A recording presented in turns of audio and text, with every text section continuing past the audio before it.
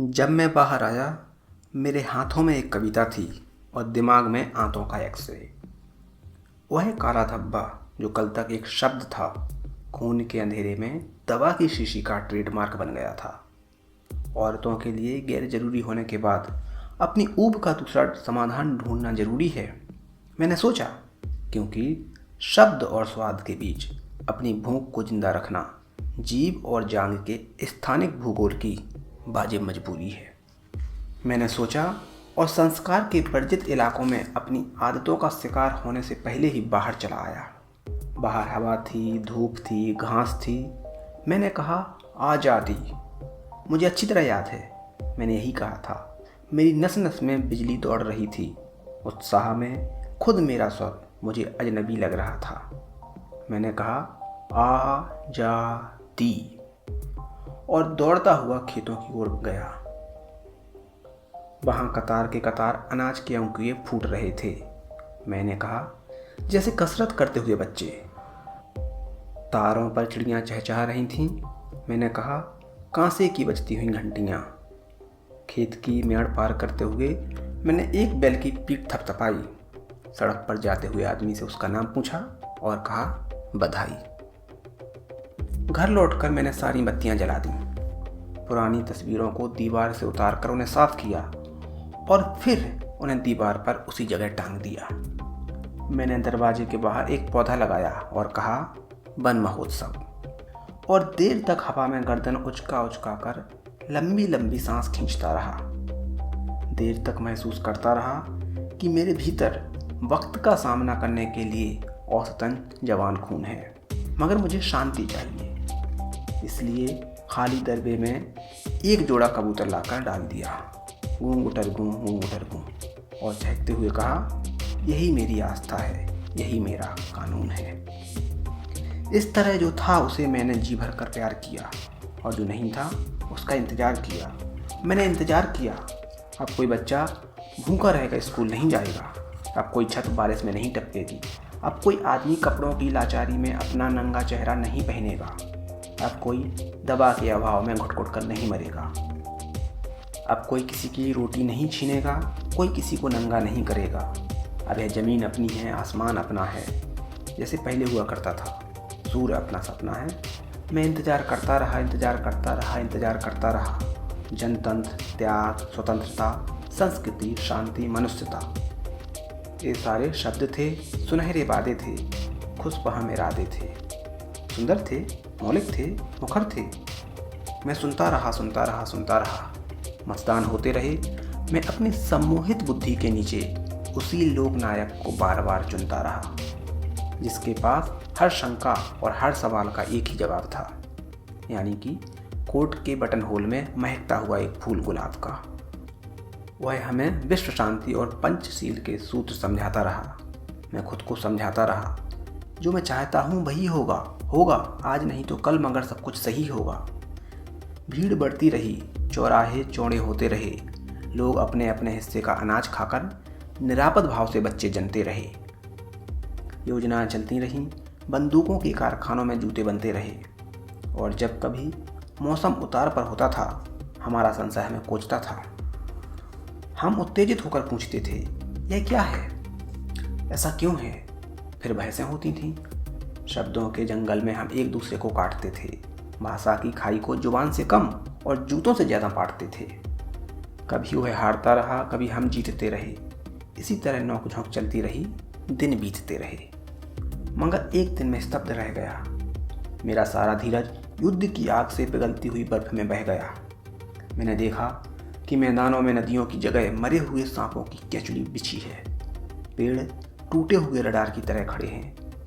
दूर दूर तक कोई मौसम नहीं है। लोग घरों के भीतर नंगे हो गए हैं और बाहर मुर्दे पड़े हैं। विधवाएं तमगा लूट रही हैं, सतवाएं मंगल गा रही हैं। वन महोत्सव से लौटी हुई कार प्रणालियां अकाल का लंगर चला रही हैं। जगह जगह तख्तियां लटक रही हैं। यह शमशान है, यहाँ की तस्वीर लेना सख्त मना है। फिर भी उस उजाड़ में कहीं कहीं घास का हरा होना कितना डरावना है। मैंने अचरज से देखा कि दुनिया का सबसे बड़ा बौद्ध मठ बारूद का सबसे बड़ा गोदाम है।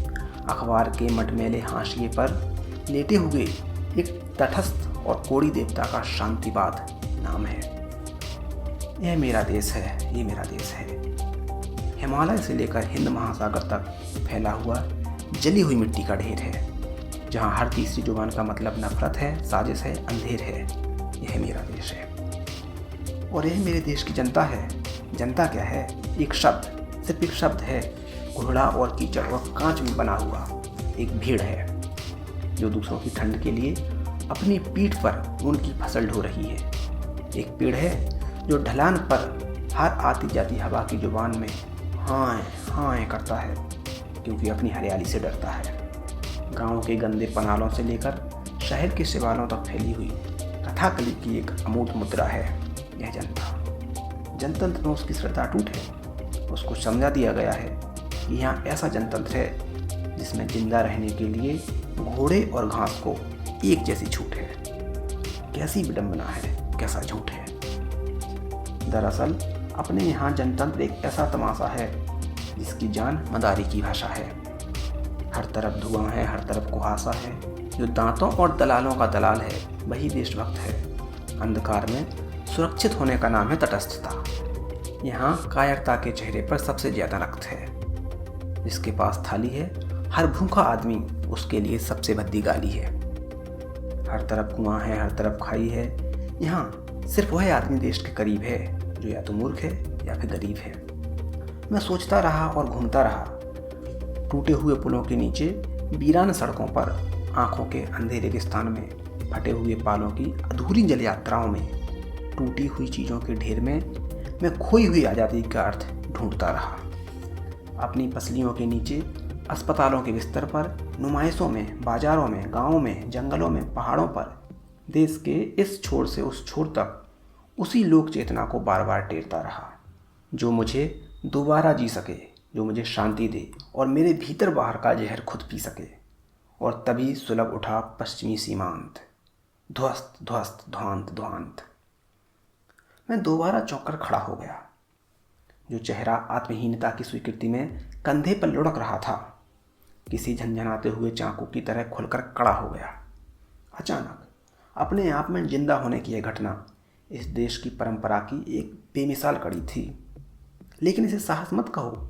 दरअसल यह पुट्ठों तक चोट खाई हुई गाय की घृणा थी, जिंदा रहने की पुरजोर कोशिश जो उसे आदमखोर की हविस से बड़ी थी। मगर उसके तुरंत बाद मुझे झेलनी पड़ी थी सबसे बड़ी ट्रेजेडी अपने इतिहास की, जब दुनिया के स्याह और सफ़ेद चेहरों ने विस्मय से देखा कि ताशकंद में समझौते की सफ़ेद चादर के नीचे एक शांति यात्री की लाश थी। और अब यह किसी पौराणिक कथा के उपसंहार की तरह है कि इस देश में रोशनी उन पहाड़ों से आई थी जहां मेरे पड़ोसी ने मात खाई थी। मगर फिर मैं वहीं चला गया, अपने जुनून के अंधेरे में फूहड़ इरादों के हाथों चला गया। वहाँ बंजर मैदान कंकालों की नुमाइश कर रहे थे, गोदाम अनाज से भरे पड़े थे और लोग भूखों मर रहे थे। मैंने महसूस किया कि मैं वक्त के एक शर्मनाक दौर से गुजर रहा हूँ। अब ऐसा वक्त आ गया है जब कोई किसी का झुलसा हुआ चेहरा नहीं देखता है। अब ना तो कोई किसी का खाली पेट देखता है, ना थरथराती हुई टांगें और ना ढला हुआ सूर्यहीन कंधा देखता है। हर आदमी सिर्फ अपना धंधा देखता है। सब ने भाईचारा भुला दिया है। आत्मा की सरलता को मारकर मतलब के अंधेरे में एक राष्ट्रीय मुहावरे की बगल में सुला दिया है। सहानुभूति और प्यार अब ऐसा छलावा है जिसके जरिए एक आदमी दूसरे को अकेले अंधेरे में ले जाता है और उसकी पीठ में छुरा भोंक देता है। ठीक उस मोची की तरह जो चौक से गुजरते हुए देहाती को प्यार से बुलाता है और मरम्मत के नाम पर रबर के तल्ले में लोहे की 3 दर्जन फुल्लियाँ ठोक देता है और उसके नहीं के बावजूद डपट कर पैसा वसूलता है। गरज यह है कि अपराध अपने यहाँ एक ऐसा सदाबहार फूल है जो आत्मीयता की खाद पर लाल भड़क फूलता है। मैंने देखा कि इस जनतांत्रिक जंगल में हर तरफ हथियारों के नीचे से निकलते हैं हरे हरे हाथ और पेड़ों पर पत्तों की जुबान बनकर लटक जाते हैं। वे ऐसी भाषा बोलते हैं जिसे सुनकर नागरिकता की गोधूली में घर लौटते हुए मुसाफिर अपना रास्ता भटक जाते हैं। उन्होंने किसी चीज़ को सही जगह नहीं रहने दिया है, ना संज्ञा, ना विशेषण, ना सर्वनाम। एक समूचा और सही वाक्य टूटकर बिखर गया है। उनका व्याकरण इस देश की सिराओं में छिपे हुए कारकों का हत्यारा है। उनकी सख्त पकड़ के नीचे भूख से मरा हुआ आदमी इस मौसम का सबसे दिलचस्प विज्ञापन है और गाय सबसे सटीक नारा है। वे खेतों में भूख और शहरों में अफवाहों के पुलिंदे फेंकते हैं। देश और धर्म और नैतिकता की दुहाई देकर कुछ लोगों की सुविधा दूसरों की हाय पर सेंकते हैं। वे जिसकी पीठ ठोकते हैं उसकी रीढ़ की हड्डी गायब हो जाती है। वे मुस्कुराते हैं और दूसरे की आंख में झटकती हुई प्रतिहिंसा करवट बदल कर सो जाती है। मैं देखता रहा, हर तरफ ऊब थी, संशय था, नफरत थी, मगर हर आदमी अपनी ज़रूरतों के आगे असहाय था। उसमें सारी चीज़ों को नए सिरे में बदलने की बेचैनी थी, रोष था, लेकिन उसका गुस्सा एक तत्वहीन मिश्रण था, आग और आंसू और हाथ का। इस तरह एक दिन जब मैं घूमते घूमते थक चुका था, मेरे खून में एक काली आंधी दौड़ लगा रही थी। मेरी असफलताओं में सोए हुए बहसी इरादों को झकझोर कर जगा रही थी। अचानक नींद की असंख्य परतों में डूबते हुए मैंने देखा कि मेरी उलझनों के अंधेरे में एक हमशक्ल खड़ा है। मैंने उससे पूछा, तुम कौन हो? यहाँ क्यों आए हो? तुम्हें क्या हुआ है? तुमने पहचाना नहीं? मैं हिंदुस्तान हूँ। हाँ, मैं हिंदुस्तान हूँ। वह हंसता है, ऐसी हंसी कि दिल दहल जाता है, कलेजा मुँह को आता है और मैं हैरान हूँ। यहाँ आओ, मुझे छुओ, मुझे जियो, मेरे साथ चलो, मेरा यकीन करो, इस दलदल से बाहर निकलो। सुनो, तुम चाहे जिसे चुनो, मगर इसे नहीं, इसे बदलो। मुझे लगा आवाज़ जैसे किसी जलते हुए कुएं से आ रही है, एक अजीब सी प्यार भरी गुर्राहट, जैसे कोई मादा भेड़िया अपने छोने को दूध पिला रही है और साथ ही किसी मेमने का सिर चबा रही है। मेरा सारा जिस्म थरथरा रहा था। उसकी आवाज़ में असंख्य नरकों की घृणा भरी हुई थी। वह एक एक शब्द चबा चबा कर बोल रहा था, मगर उसकी आंख गुस्से में भी हरी थी। वह कह रहा था, तुम्हारी आंखों के चकनाचूर आईनों में वक्त की बदरंग छायाएं उलट रही हैं और तुम पेड़ों की खाल गिनकर भविष्य का कार्यक्रम तैयार कर रहे हो। तुम एक ऐसी जिंदगी से गुजर रहे हो जिसमें न तुक है न सुख है। तुम अपनी शापित परछाई से टकराकर रास्ते में रुक गए हो। तुम जो हर चीज़ अपने दांतों के नीचे खाने के आदी हो, चाहे वह सपना हो अथवा आज़ादी हो। अचानक इस तरह क्यों चुप गए हो? वह क्या है जिसने तुम्हें बर्बरों के सामने अदब से रहना सिखलाया है? क्या यह विश्वास की कमी है जो तुम्हारी भलमनसाहत बन गई है, या कि शर्म अब तुम्हारी सहूलियत बन गई है? नहीं, सरलता की तरह इस तरह मत दौड़ो। उसमें भूख और मंदिर की रोशनी का रिश्ता है। वह बनिए की पूंजी का आधार है। मैं बार बार कहता हूँ कि इस उलझी हुई दुनिया में आसानी से समझ में आने वाली चीज़ सिर्फ दीवार है, और यह दीवार अब तुम्हारी आदत का हिस्सा बन गई है। इसे झटक कर अलग करो। अपनी आदतों में फूलों की जगह पत्थर भरो। मासूमियत के हर तकाजे को ठोकर मार दो। अब वक्त आ गया है कि तुम उठो और अपनी ऊब को आकार दो। सुनो, आज मैं तुम्हें वह सत्य बतलाता हूँ जिसके आगे हर सच्चाई छोटी है। इस दुनिया में भूखे आदमी का सबसे बड़ा तर्क रोटी है। मगर तुम्हारी भूख और भाषा में यदि सही दूरी नहीं है तो तुम अपने आप को आदमी मत कहो, क्योंकि पशुता सिर्फ पूंछ होने की मजबूरी नहीं है। वह आदमी को भी वहीं ले जाती है जहाँ भूख सबसे पहले भाषा को खाती है। वक्त सिर्फ उसका चेहरा बिगाड़ता है जो अपने चेहरे की राख दूसरों की रुमाल से झाड़ता है। जो अपना हाथ मैला होने से डरता है वह एक नहीं 11 कायरों की मौत मरता है। और सुनो, नफरत और रोशनी सिर्फ उसके हिस्से की चीज़ है जिसे जंगल के हाशिए पर जीने की तमीज है। इसलिए उठो और अपने भीतर सोए हुए जंगल को आवाज़ दो। उसे जगाओ और देखो कि तुम अकेले नहीं हो और ना किसी के मोहताज हो। लाखों हैं जो तुम्हारे इंतजार में खड़े हैं। वहाँ चलो, उनका साथ दो और इस तिलस्म का जादू उतारने में उनकी मदद करो और साबित करो कि वे सारी चीज़ें अंधी हो गई हैं जिनमें तुम शरीक नहीं हो। मैं पूरी तत्परता से उसे सुन रहा था। एक के बाद दूसरा, दूसरे के बाद तीसरा, तीसरे के बाद चौथा, चौथे के बाद पांचवा, यानी कि एक के बाद दूसरा विकल्प चुन रहा था। मगर मैं हिचक रहा था क्योंकि मेरे पास कुल जमा थोड़ी सुविधाएं थीं जो मेरी सीमाएं थीं। यद्यपि यह सही है कि मैं कोई ठंडा आदमी नहीं हूँ, मुझ में भी आग है, मगर वह भपक कर बाहर नहीं आती क्योंकि उसके चारों तरफ चक्कर काटता हुआ एक पूंजीवादी दिमाग है जो परिवर्तन तो चाहता है, मगर आहिस्ता आहिस्ता, कुछ इस तरह कि चीज़ों की शालीनता बनी रहे, कुछ इस तरह कि कांख भी ढकी रहे और विरोध में उठे हाथ की मुट्ठी भी तनी रहे। और यही वजह है कि बात फैलने की हद तक आते आते रुक जाती है, क्योंकि हर बार चंद तुच्छ सुविधाओं के लालच के सामने अभियोग की भाषा झुक जाती है। मैं खुद को कुदेर रहा था, अपने बहाने उन तमाम लोगों की असफलताओं को सोच रहा था जो मेरे नज़दीक थे।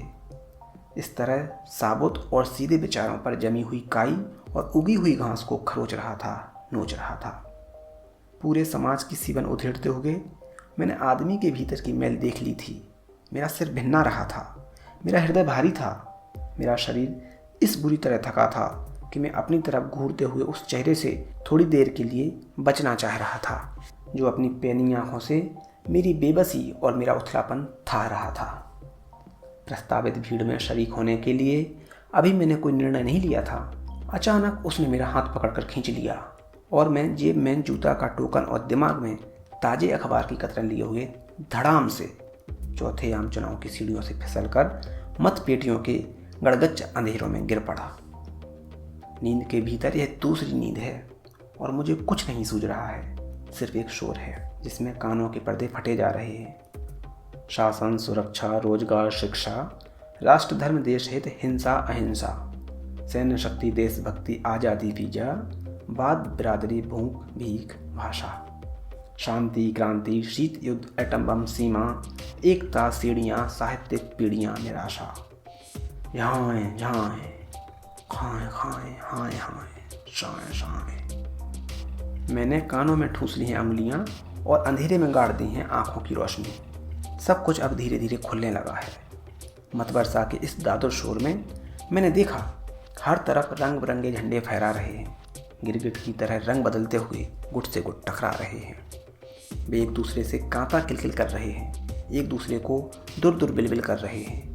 हर तरफ तरह तरह के जंतु हैं, श्रीमान किंतु हैं, मिस्टर परंतु हैं, कुछ रोगी हैं, कुछ भोगी हैं, कुछ हिजड़े हैं, कुछ जोगी हैं, तिजोरियों के प्रशिक्षित दलाल हैं, आँखों के अंधे हैं, घर के कंगाल हैं, गूंगे हैं, बहरे हैं, उथले हैं, गहरे हैं। गिरते हुए लोग हैं, अकड़ते हुए लोग हैं, भागते हुए लोग हैं, पकड़ते हुए लोग हैं। गरज यह है कि हर तरह के लोग हैं। एक दूसरे से नफरत करते हुए वे इस बात पर सहमत हैं कि इस देश में असंख्य रोग हैं और उनका एकमात्र इलाज चुनाव है। लेकिन मुझे लगा कि एक विशाल दलदल के किनारे बहुत बड़ा अधमरा पशु पड़ा हुआ है।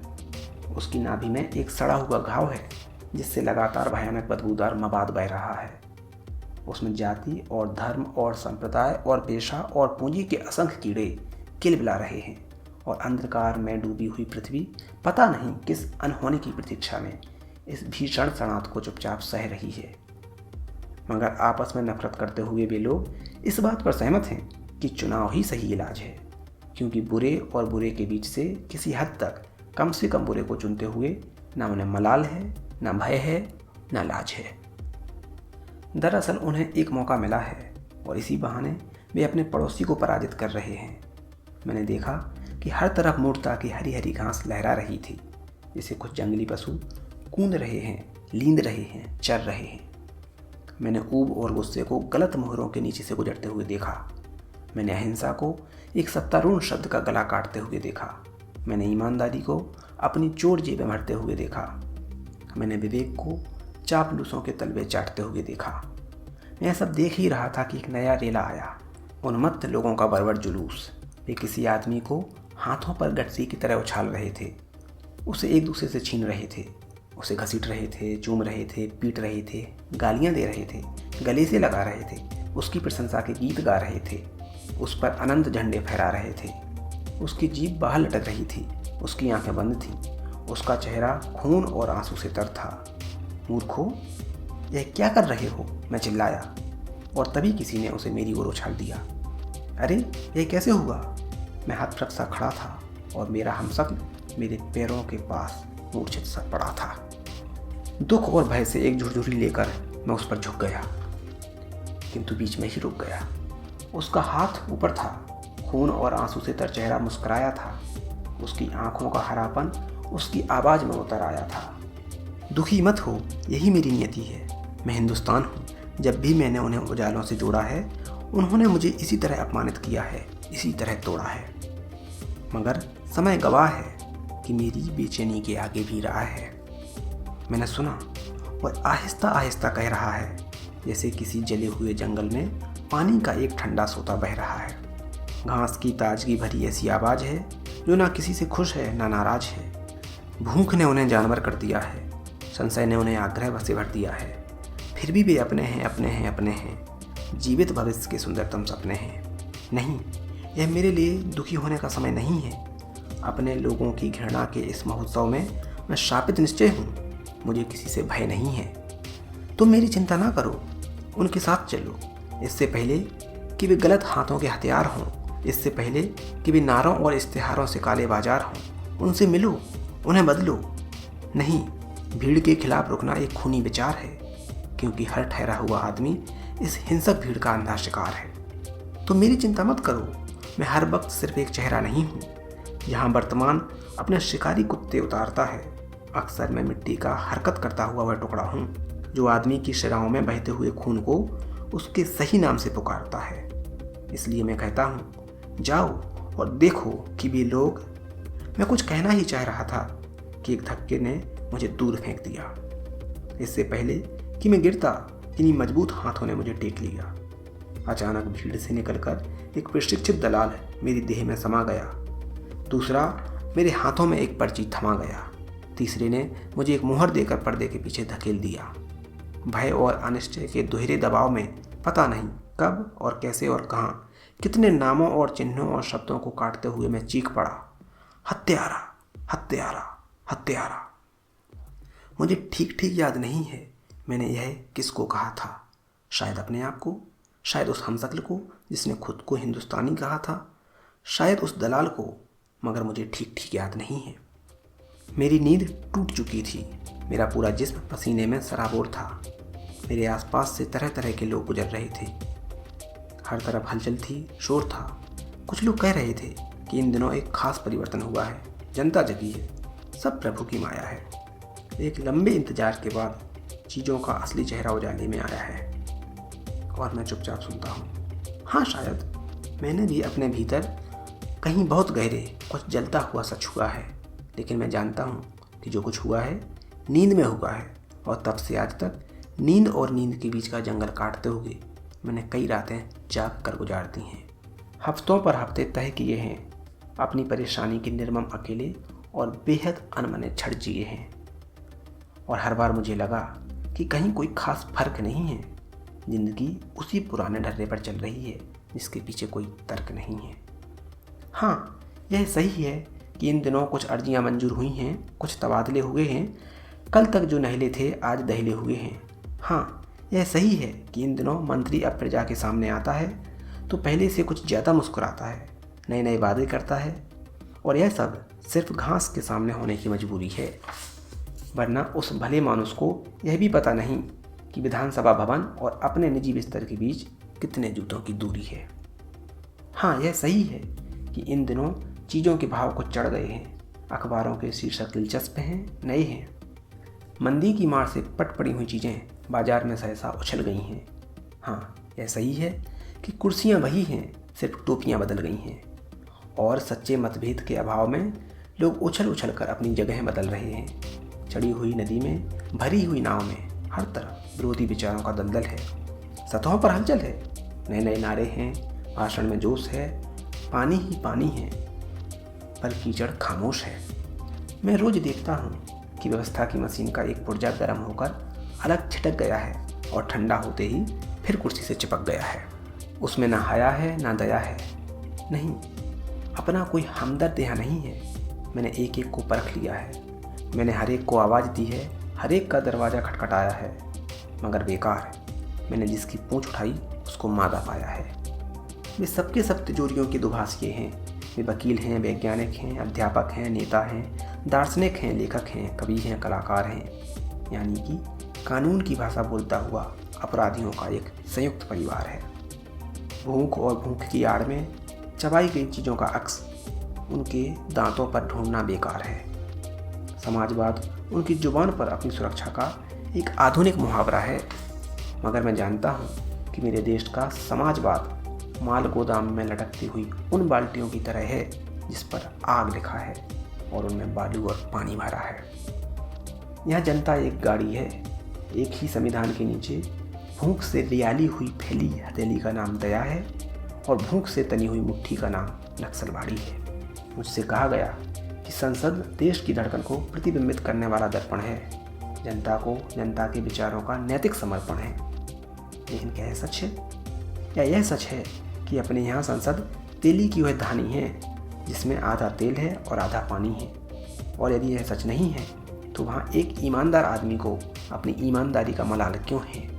जिसने सत्य कह दिया है उसका बुरा हाल क्यों है? मैं अक्सर अपने आप से सवाल करता हूँ, इसका मेरे पास कोई उत्तर नहीं है। और आज तक नींद और नींद के बीच का जंगल काटते हुए मैंने कई रातें जाग कर उजाड़ दी हैं। हफ्तों पर हफ्ते तय किए हैं, ऊब के निर्मम अकेले और बेहद अनमने झड़प जिए हैं। मेरे सामने वही चिर परिचित अंधकार है, संशय की अनिश्चितग्रस्त ठंडी मुद्राएं हैं। हर तरफ शब्द बेदी सन्नाटा है। दरिद्र की व्यथा की तरह उचाट और कूदता हुआ घृणा में डूबा हुआ सारा का सारा देश पहले की तरह आज भी मेरा कारागार है।